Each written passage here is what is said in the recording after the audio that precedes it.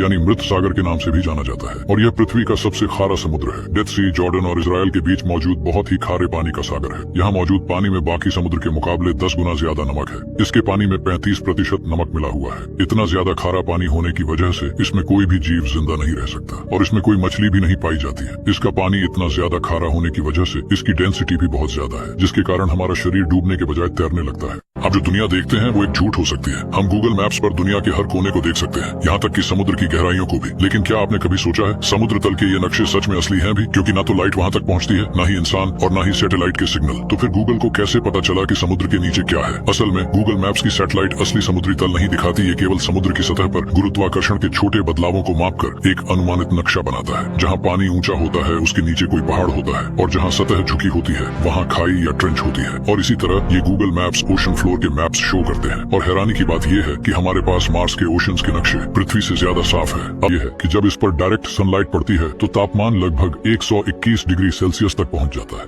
और जब यह पृथ्वी के पीछे छुप जाता है और सनलाइट इस पर नहीं पड़ती तब इसका तापमान -157 डिग्री सेल्सियस तक पहुंच जाता है। और यह ठंडा गर्म हर 90 मिनट में ISS पर होता रहता है। ISS पृथ्वी की सतह से लगभग 400 किलोमीटर ऊपर है। क्या होगा अगर आप एक ब्लैक होल में गिरकर वापस बाहर आ जाएं? देखिए, ब्लैक होल में गिरना एक वन वे ट्रिप होता है। जैसे ही ब्लैक होल के इवेंट होराइजन को क्रॉस करते हैं तो आप कभी भी इस दुनिया में वापस नहीं आ सकते। लेकिन इमेजिन करते हैं कि आप ब्लैक होल के चंगुल से छूटकर बाहर आ जाते हैं, तब इसके बाद आखिर क्या होगा? ऐसी परिस्थिति में आपके लिए दुनिया पूरी तरह से बदल जाने वाली है। दरअसल टाइम डायलेशन के प्रिंसिपल के अनुसार हाई ग्रेविटेशनल फोर्स वाले ऑब्जेक्ट्स के करीब समय धीमा हो जाता है। अब क्योंकि ब्लैक होल यूनिवर्स में सबसे ज्यादा ग्रेविटेशनल फोर्स रखते हैं तो समय इनके अंदर पूरी तरह से रुक जाता है। कहने का मतलब ये है कि ब्लैक होल के अंदर चाहे आप 1-2 सेकंड्स के लिए ही क्यों ना रहो, पर ब्लैक होल के बाहर आने पर आप देखोगे कि लाखों या करोड़ों साल बीत चुके हैं और दुनिया बदल चुकी होगी। और ये भी मुमकिन है कि आप उस नए माहौल में सर्वाइव ही नहीं कर पाए, क्योंकि इतने सालों में ब्रह्मांड कितना बदल चुका होगा इसका अंदाजा लगाना भी मुश्किल है। एक ऐसा समुद्र जिसमें आप चाहकर भी डूब नहीं सकते। इस समुद्र में आप कितना भी अंदर चले जाओ आप डूब ही नहीं सकते, बल्कि आप इसके ऊपर तैरते रहोगे। इस समुद्र को डेथ जब इस पर डायरेक्ट सनलाइट पड़ती है तो तापमान लगभग 121 डिग्री सेल्सियस तक पहुंच जाता है,